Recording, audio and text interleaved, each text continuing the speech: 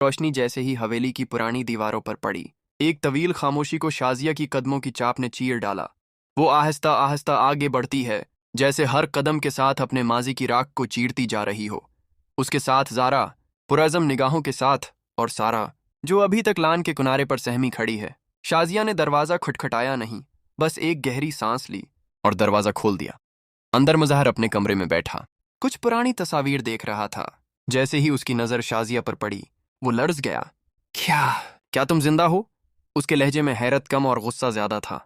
तुम वो औरत हो जिसने मेरे बेटे को मारा। तुम मेरे सामने कैसे आ सकती हो? ज़ारा फौरन दरमियान में आई। बाबा, आप ये क्या कह रहे हैं? ये मेरी माँ है, आप उनसे इस तरह बात नहीं कर सकते। मजहर की आंखों में पुरानी नफरत चमकने लगी। ये औरत वही है जिसकी वजह से कासिम हमसे जदा हुआ। मैं तो समझ रहा था ये भी मर चुकी है, मगर ये आज जिंदा मेरे सामने कैसे खड़ी है? शाजिया ने ठहरे हुए लहजे में कहा। आपकी बहन ने मुझे मारने की पूरी कोशिश की, लेकिन किस्मत को कुछ और मंजूर था। मुझे बचा लिया गया और मैं आज आपके सामने हूं, एक सच लेकर, एक सरप्राइज लेकर। बिको मत, निकल जाओ यहां से। मजहर का जब्त टूट चुका था। शाजिया ने अपनी आंखों में नमी लिए कहा, पहले अपनी दूसरी बेटी से तो मिलिए। कौन सी दूसरी बेटी? ज़ारा तो मर चुकी थी। मजहर धाड़ा। शाजिया की आवाज में लर्जिश आई, लेकिन उसकी नजरें मजबूत थीं। नहीं, ज़ारा जिंदा है और वो आपके सामने खड़ी है, और जो बाहर खड़ी है वो सारा है। ये सुनकर मजहर एक पल के लिए साकत हो गया। ज़ारा ने आहिस्तगी से दरवाज़ा खोला। सारा, आ जाओ, बाबा तुमसे बात करना चाहते हैं। सारा अंदर दाखिल हुई, कांपते कदमों से, चेहरा खौफ से जर्द। मजहर उसे देखकर उलझ गया। तुम दोनों में फर्क किया है, कौन ज़ारा है, कौन सारा?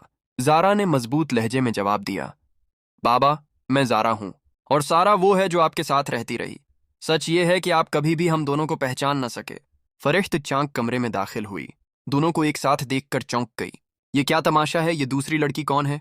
ज़ारा ने तेज लहजे में जवाब दिया, मैं ज़ारा हूं, और आप अच्छी तरह जानती हैं कि मैं कौन हूं।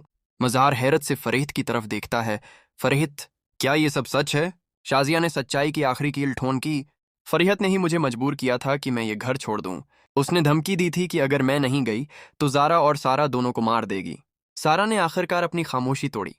बाबा, कासिम की मौत भी फूफू की चाल का नतीजा थी।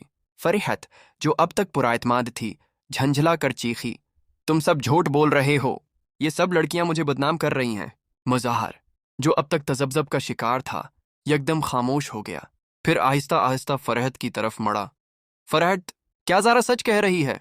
ज़ारा की आंखों में आंसू थे, मगर लहजा मजबूत। बाबा, अगर आपको अब भी शक है तो मेरी माँ से पूछिए, उस माँ से जिसे आपने हमेशा गलत समझा। मुजहर का दिल चूर चूर हो चुका था। उसने लरजती आवाज में कहा, शाजिया, मुझे माफ कर दो, मैंने तुम पर कभी यकीन न किया।